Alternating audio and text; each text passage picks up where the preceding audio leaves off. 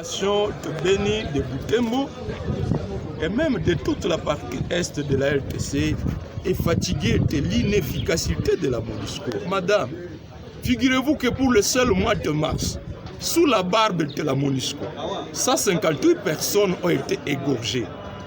J'ai posé la question au chef de bureau de la MONUSCO au sujet de 17 personnes égorgées à Boulongo pour savoir comment expliquer que vos drones n'ont pas aidé les FARDC à voir le mouvement de ces égorgeurs venir.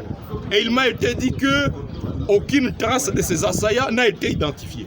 Il m'a été dit que lorsque dans les rangs des assaillants, il y a des femmes et des enfants, les règles d'intervention des Nations Unies interdisent de livrer ce genre de renseignements aux FARDC.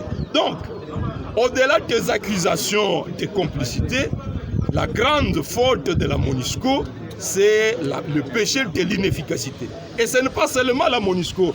La population de Beni, la population de Butembo grogne contre l'inefficacité des FARDC, de certains officiers auprès de qui la population remet des alertes 24 heures, 48 heures avant les attaques.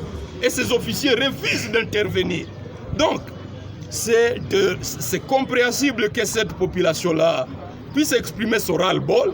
Et à mon avis, les autorités, nous devons nous montrer attentifs aux cris de détresse de la population plutôt que de nous comporter tel que cela est en train d'être fait. Hier, c'est 11 militants, 11 citoyens de la ville de Beni qui ont été arrêtés, amenés directement à la prison centrale. Il y a 2 semaines, ce sont les 9 militants de la Lucha à Kassindi. Il y a un mandat d'arrêt contre le militant du mouvement Véranda. Non. Plutôt que de chercher à réprimer, à étouffer l'expression populaire, appelons cette population à manifester pacifiquement, mais apportons beaucoup plus de réponses à la revendication d'un droit légitime, le droit à la sécurité, le droit à la vie.